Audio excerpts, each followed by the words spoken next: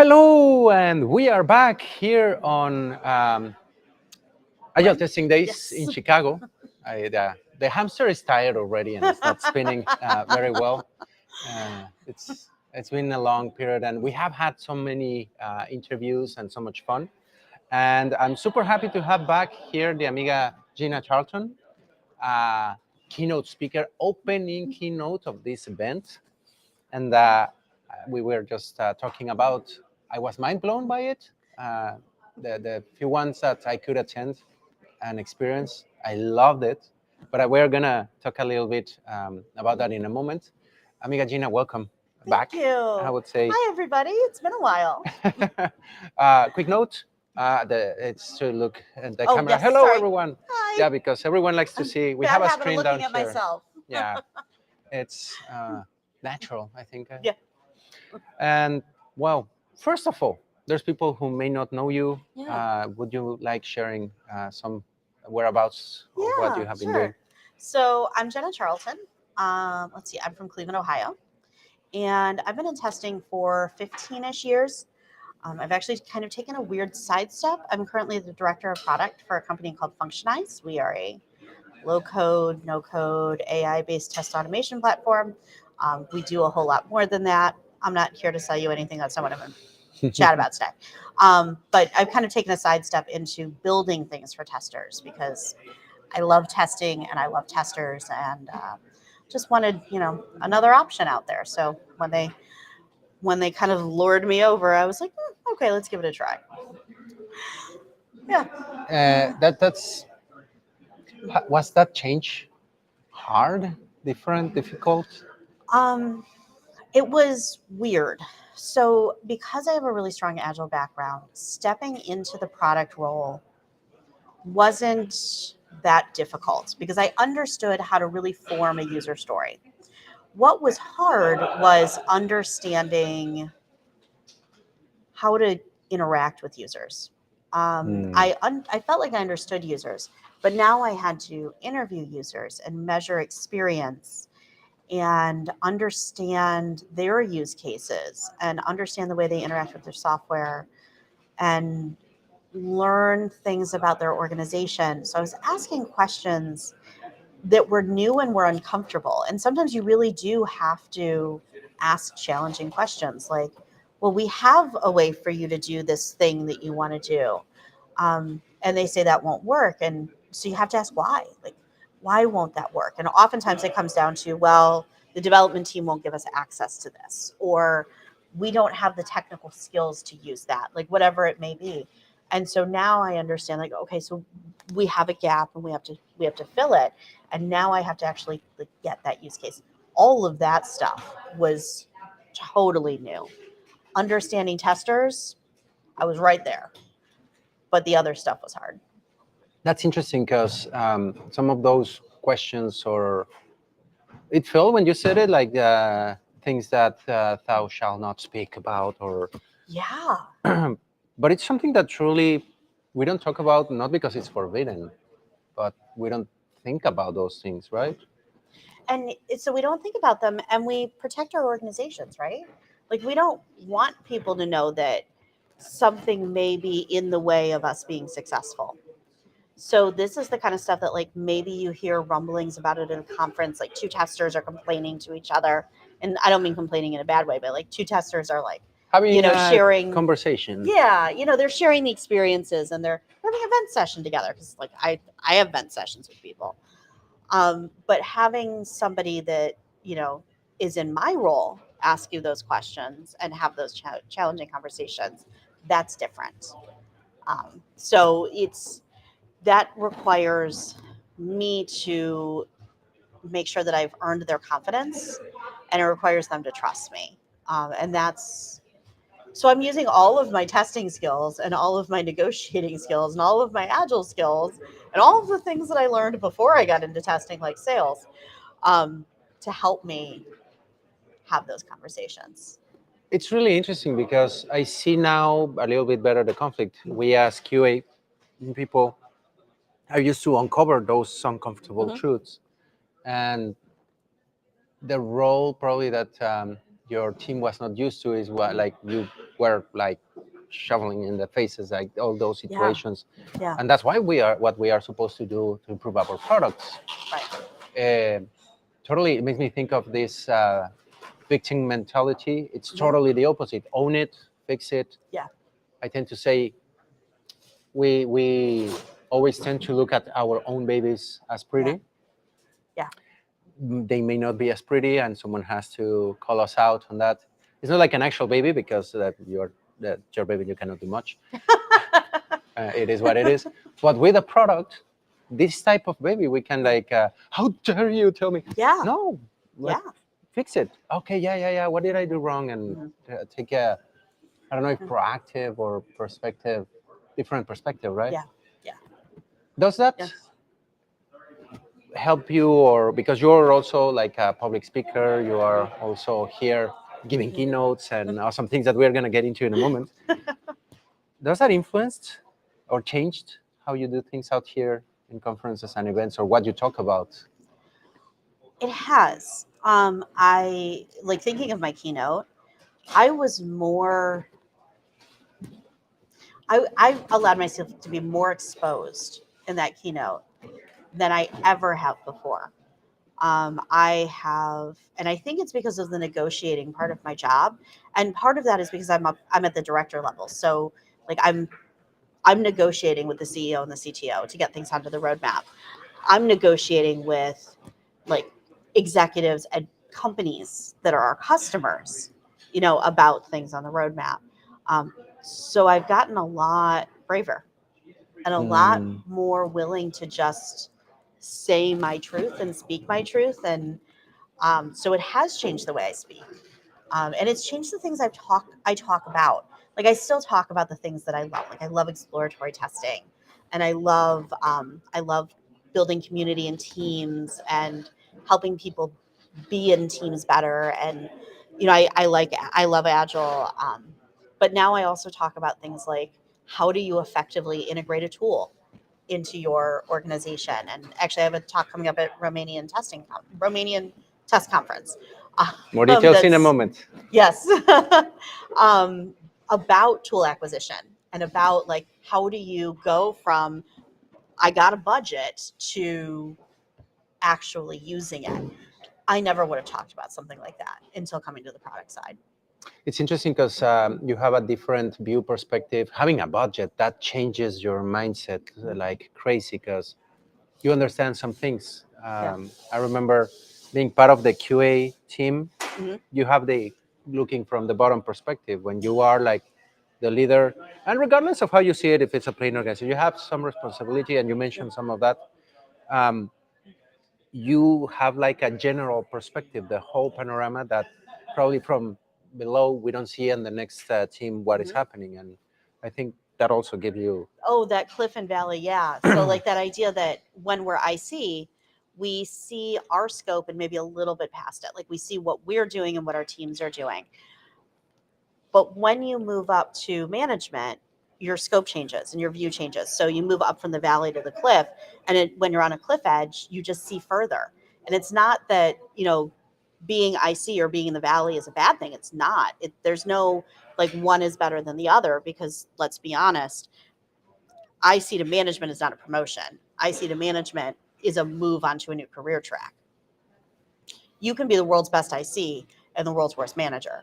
They Mhm. are not the same skill sets. Um, but the expectation is that at that higher level, you're going to see organizationally and therefore affect different kinds of change. Um, yeah, I was really, that insight hit me one day like a brick. And I was like, whoa, this is really different. It's full breaks. You're maybe like, oh, oh, whoa, and it's when I got that like epiphany, it's it's weird because, and I love how you said like the hill and the valley, and because inside of the valley, yes, you don't have that Yeah. visibility. We all tend to think that the boss doesn't understand us and Mhm. doesn't know. Probably you don't understand them or her, and that's where having that empathy. And I'm trying to bring this because when you are part on the Mhm. ground, like part of the team, Mhm. and your manager or your boss says something and tries to do something you may Mhm. not understand, and you just blame on, and the boss also or manager has pressures, you have budgets, and we are all protected from Yeah. that budget term and thing you don't know, and you may be like about to run out of money.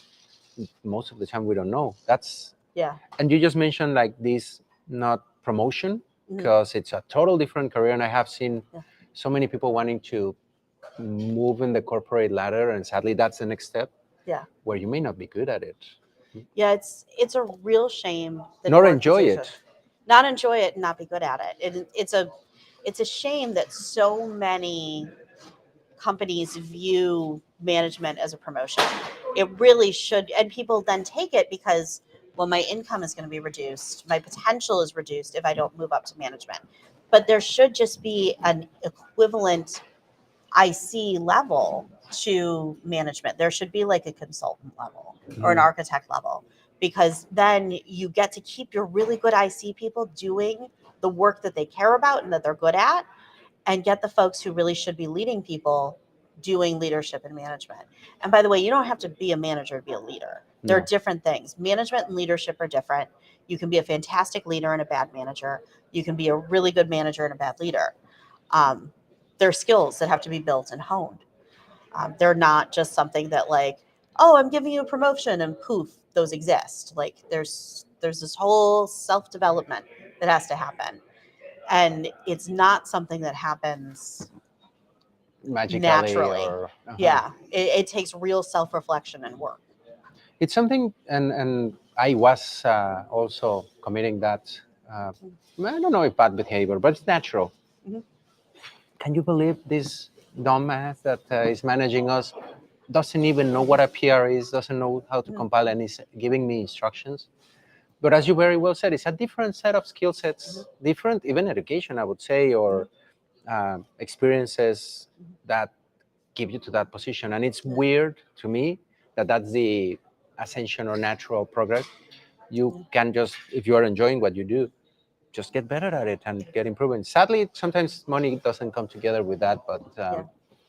and on that point, you very well made it. You may be below and not enjoy or not be good for that. Mhm. The different type of skills, because we all are excited about these labels and titles that you very well mentioned.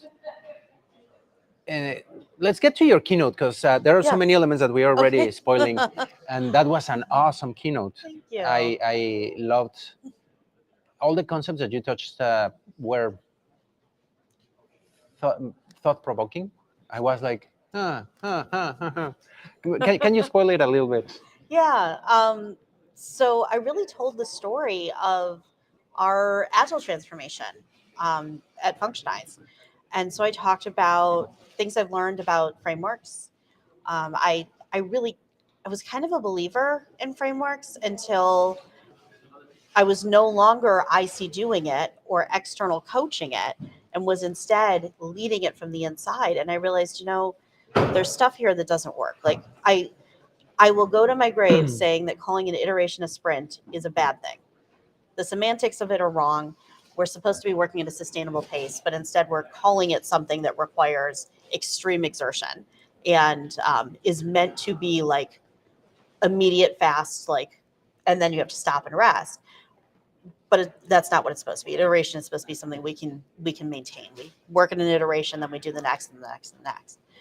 And then this idea of ceremonies that I mentioned in my keynote, that we call Scrum ceremonies the wrong thing because they're not ceremonies. They're ritual. If we treat them as ritual, and we treat them as something that sets the tone for what we're doing, your stand up isn't just a robotic thing.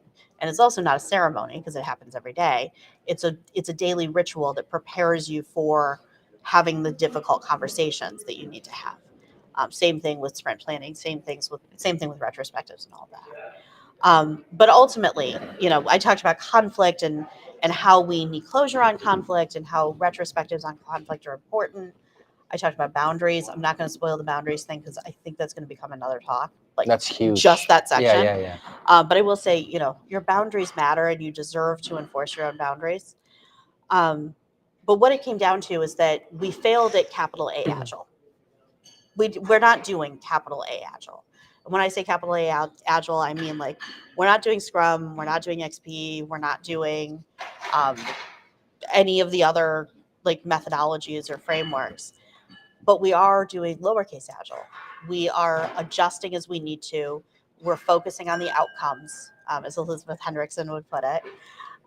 We're focusing on how do we deliver work better together, and that is what Agile is. So I loved building this talk because I reflected on a lot.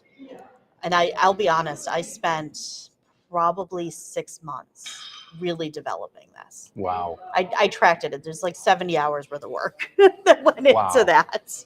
I need to learn from that.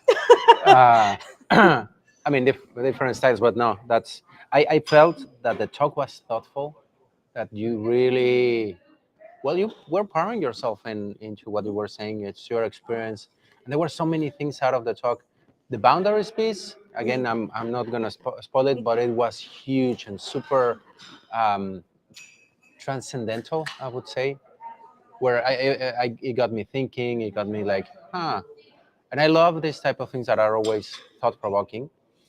One thing that you very well said about this capital A Agile, I've seen it when you were presenting. I was nodding like crazy. I looked like the bobblehead thing, and because we see it in so many organizations want the recipe, Yeah. the 10 commandments of Agile to implement, and where it is, there are some end goals that you're looking for Agile. Mhm.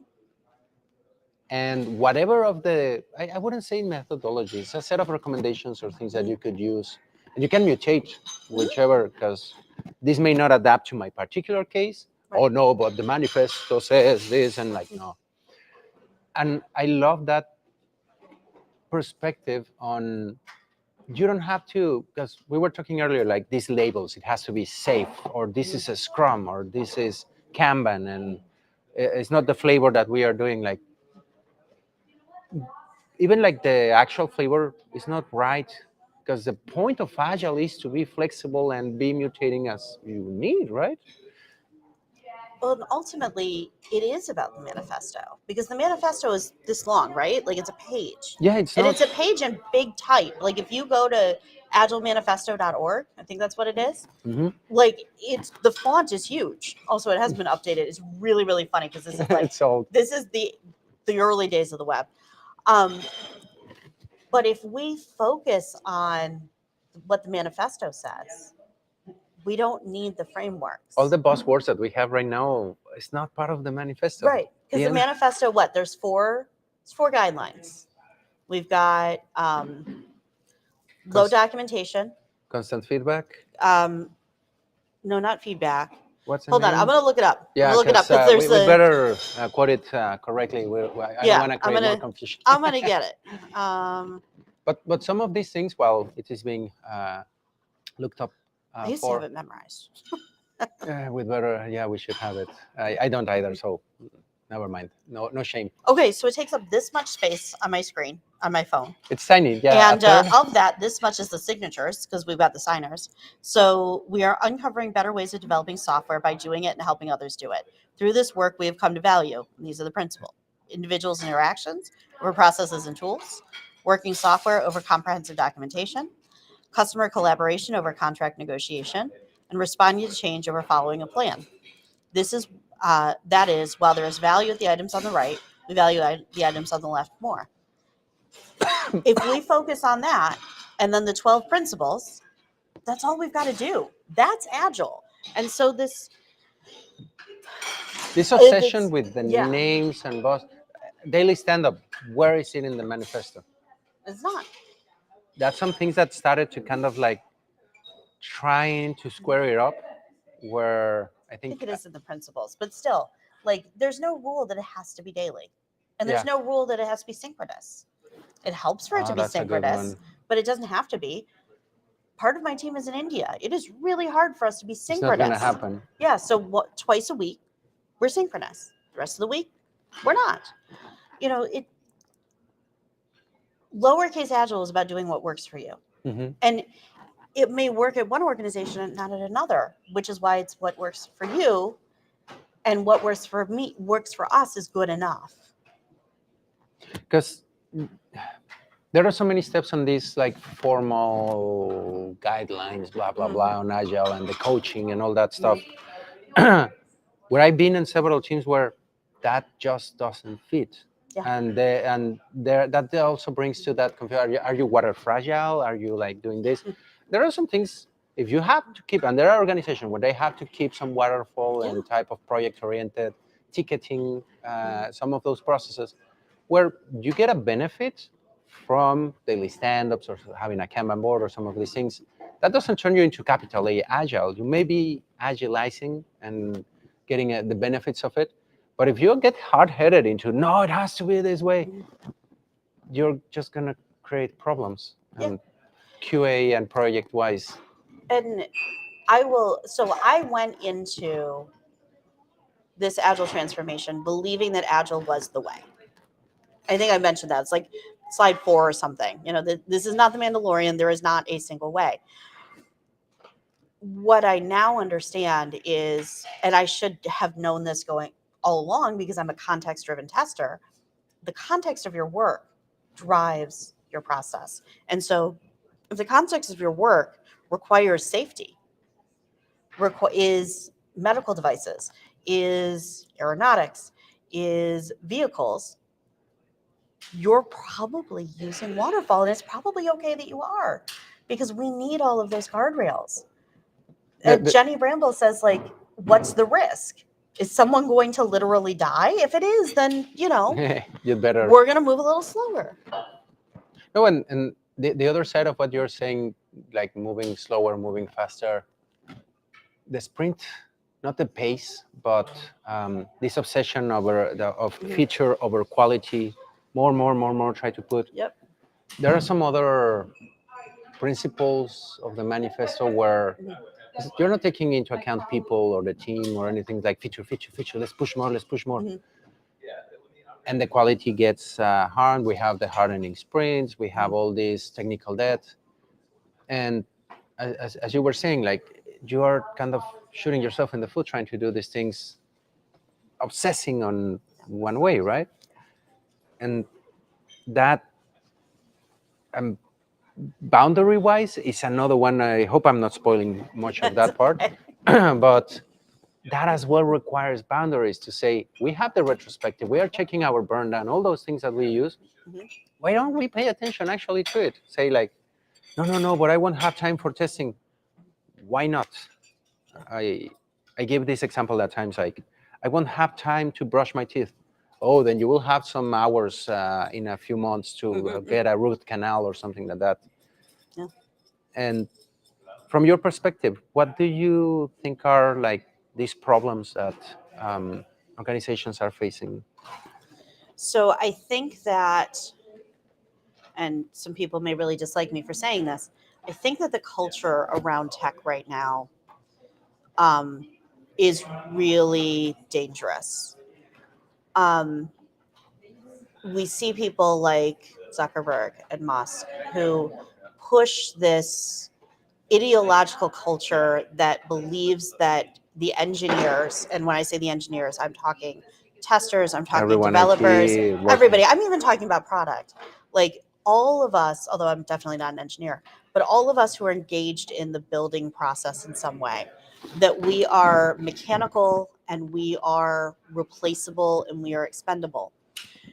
But, and this is an argument I have with my father, who ran manufacturing companies my whole life. He believes that he can build a perfect widget. Now, you can't build the perfect widget. It may come off the line perfectly, but one day it's going to break. Therefore, it's not perfect.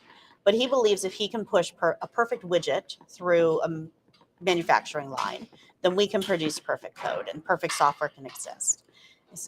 That's impossible, because ultimately code is a craft. It is not a mechanical process. It's an art. Kent Beck tells us this. I'm a big fan. Who? Kent Beck. Okay. Yeah. But what it comes down to is we are not plug and play. So Elon Musk, cut how many thousands of people at Twitter and thought that he could just plug in new engineers and it would just work. Like we're not plug and play. The knowledge is critical, and that knowledge goes with you. And so organizations need to stop believing in the we're expendable, that these budgets, could be reduced, although, maybe, I don't know. But I don't think the Yes. budget should be reduced. I don't think that laying off people is the appropriate way to find savings in the budget. Mhm. And I don't believe that move fast and break things was ever healthy for tech culture. And I think that's the root of it. And so that has continued to, exist in the space. And Musk has continued kind of really toxic behaviors in the space. And it trickles down. And so other CEOs hear this stuff and believe it, and it continues to trickle down. And so we're all feeling the effects of it. But if you can't give your engineering teams enough time to do the things that you have the other parts of your organization do, like team bonding and team activities and having vacation time where they don't get a phone call from somebody or they don't get Slack messages, or having time to do retrospectives. If we can't find that time for the engineering team, then we have a fundamental problem. Mhm. But no coach is going to fix that. No consultant is going to fix that, because they're ultimately there to give the CEO what they want. The only thing that's going to fix that is somehow breaking through this weird culture that started to exist. And I don't know the solution. I wish I did. I'd probably make a lot of money if I did. I'm not sure. This is the second time that this is brought up, like the culture, and I have some issues to say it in a way. In the US, the hustle culture is it's too much for, and I was neck deep into it. Like Mhm. I loved it, and yeah, let's sleep only 4 hours and more Red Bulls, and let's do more. And it's not healthy. You're not gonna last for long if you keep doing that. Even Elon Musk, I'm not sure how long he's gonna live. I think that man is. Uh, no, he's doing too much. His poor body, and many of these people that kind of glorify that in IT, and that we think that through Agile, this book on Scrum, Sutherland, Oh yeah, where do more with less. yeah. I kind of disliked the title right away when Mhm. I'm like, it's kind of do better, right? Not more. And then that's the point of Agile, having Yeah. better feedback, switching, and caring about the Yeah. people. It's in the manifesto, people first. And that's the opposite of what we are doing. Yeah. I'm getting heated here with this, like, and we are getting to time-wise. Oh, Want to okay. be respectful, but we can keep doing this for hours, right? One thing which is, where are you going to be talking now? What comes next for Gina? So, like a little over a week, I'll be in Cluj at Romanian Test Conference, and then I get a little bit of a break, and then I think October I'm at Sea Star, which is in the Dominican Republic, Cool. and November. Oh no, I'm sorry, and in September I'll be at Targeting Quality in Toronto. Well, Okay. outside of Toronto, Kitchener Waterloo. Busy schedule. Really cool. Yeah, but that's it. Like I'll probably go to Agile Testing Days in Germany as an attendee. And speaking of hustle culture with that in grad school, that's all I can think on. Yeah, I need to learn from that. Can you spoil your talks? Just a tiny little. Spoil them? Sure. Although some of them are going to be weird. Weird. We So like weird. the talk in Romania is so we're buying a tool. What now? And it really is about tool acquisition. So I'm taking all of the things I've learned being in product for a tool vendor and using that to help you make good decisions and give you a process to follow, give you a guide. And in fact, you'll even walk away with kind of an artifact to take home that you can use as your own tool in evaluation. At Targeting Quality, Jenny Bramble and I are doing a joint keynote called Stairs. I am not going to tell you anything about that. You Has been just have to slightly come. spoiled already. Jenny came by yesterday, and you know Jenny. That Let's just say that this was inspired by an evening out at Agile Testing Days in Potsdam. lots of things happens there for what I've seen. Never been there, but now I'm curious of what is the experience. We're really excited about it. It's going to be an adventure. I hope you come on it with me. Um, and then at C Star, I don't actually know what I'm doing because the conference had like been put on hold and now it's back, and I'm going to ask them what talk they want me to do. So Interesting. yeah. Well, you still have some time for that one to be Yeah, worked I mean, out. and it'll be something it won't be something new. I apologize, but I don't know which talk yet. Yeah, in those situations, it's kind of tough. Yeah. So stay tuned because Gina's gonna be bringing a lot of fun, a lot of knowledge together with Jenny and on her own talks. Where can people find out more about you? Yeah, so I am at They Wrestle Test on all the socials. So I do have Instagram, but I rarely use it. So catch me on Twitter. I'm on Blue Sky at They Wrestle Test, and I'm on LinkedIn. Jen and Charlton. My purple hair is up there. I forgot I just changed the picture. I don't do like some of the other stuff. I don't do Mastodon or anything. Just a fair warning, I'm rarely on LinkedIn either. Okay. Catch me on Twitter. Okay, Twitter is a spot. I remember they wrestle test, super cool. Wrestling origins. I remember. Yeah, if we you had love pro wrestling, I'm the product person for you. Lucha Libre. When I saw that, like, cool, I like Oh, yeah. that. So everyone, awesome speaker, presenter, almost advocate, super active. I really enjoy. Awesome person. Take a look at what she's presenting, what she's talking about, and if you want some information, some help, she's awesome at all these things. So, Gina, thank you so much for coming. I really appreciate having you here, and I have a feeling we will be having these Yeah. talks more often. I hope so. Thanks for having me. Lots of fun. Okay, so everyone, I see that the activity is kind of ramping down, pun intended. Let's see what happens. Who else can I bring? Stay tuned. I don't know if this is the last. I hope not. But this is the second day of Agile Testing Days in Chicago. So thank you, Gina. Thank you. Thank you all for watching, and we'll be back soon. Adios. Bye. Time to stop this.